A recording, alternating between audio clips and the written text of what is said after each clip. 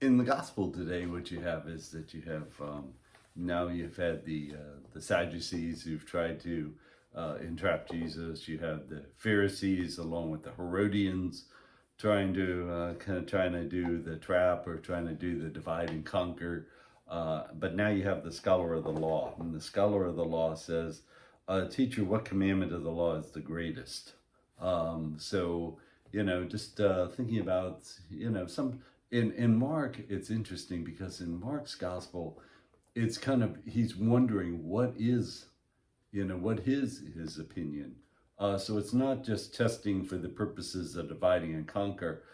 It always kind of seems like in Matthew's gospel that it's kind of testing for the purpose of divide and conquer. Where you say this, but what about Rabbi so and so who said this, and what about Rabbi so and so who said this, and kind of the old divide and conquer.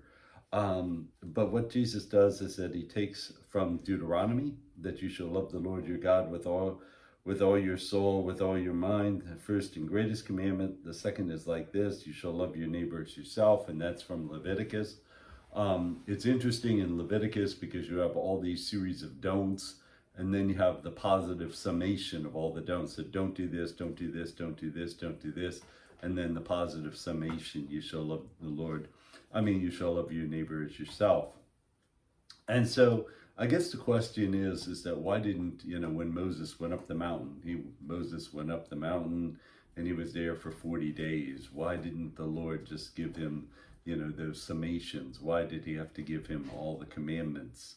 Why do you have to have the book of Leviticus, which, I always say if you're going to read the scriptures, the two books that are difficult to read are Leviticus and Numbers. Both of them, because Leviticus, because it has to do with the law. Numbers, it has to do with the law, but it also has to do, with bringing the people into the promised land and, the preparations for bringing the people into the promised land, numbering the people. So those are two difficult ones. The other ones that are difficult would be Psalms, if you try to read Psalms all the way through without kind of breaking it up, or Proverbs all the way through without breaking it up. That's difficult.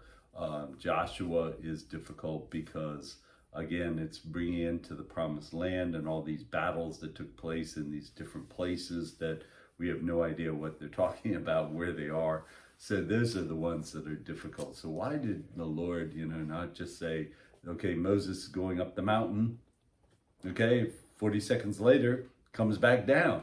You shall love the Lord your God with all your heart, mind, soul, and strength, and your neighbor as yourself. Why did it take him 40 days? And I think the reason why is that Israel was there in Egypt in a place of idolatry, and so they weren't ready, they weren't prepared to live, the law. They weren't prepared to live the law within their hearts. They were still very much enslaved, and you see that because when Moses is delayed, they go ahead and they build the golden calf. When there's any trouble or difficulty, what do? Let's go right back into Egypt. We're tired of this wretched food. We're tired of, not having, our choice of salads in the desert. We're tired of all this. We want to go right back into Egypt.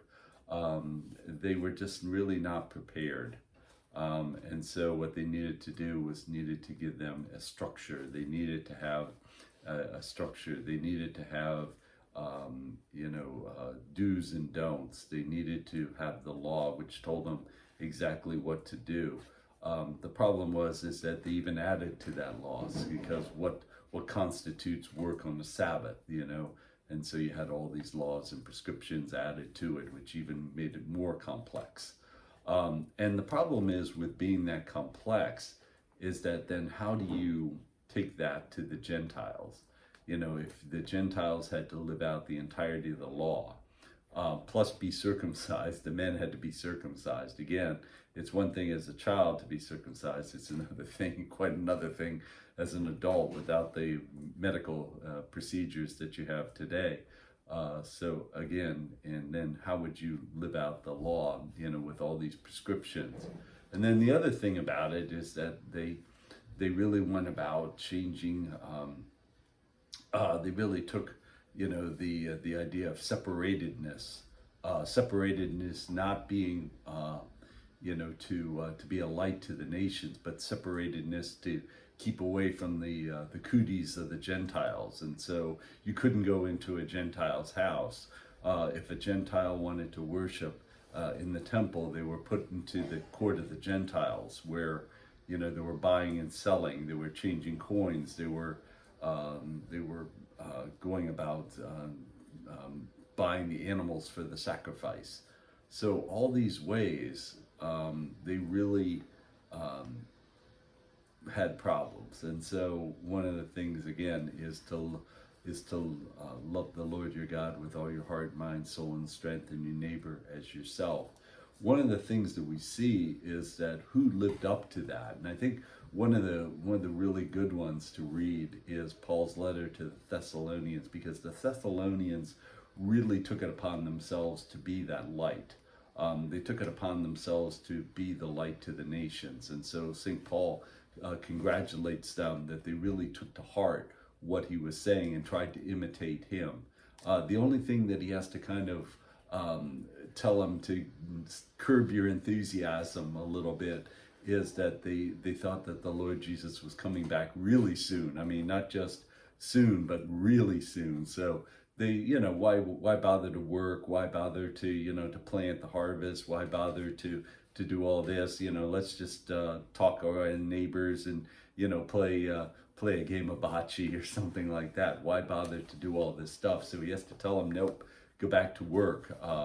That was their only problem and difficulty. But really, when we think about generosity, the Thessalonians were the ones who showed the way in generosity. When it came to believing wholeheartedly in the gospel, the Thessalonians are the ones who are at the forefront.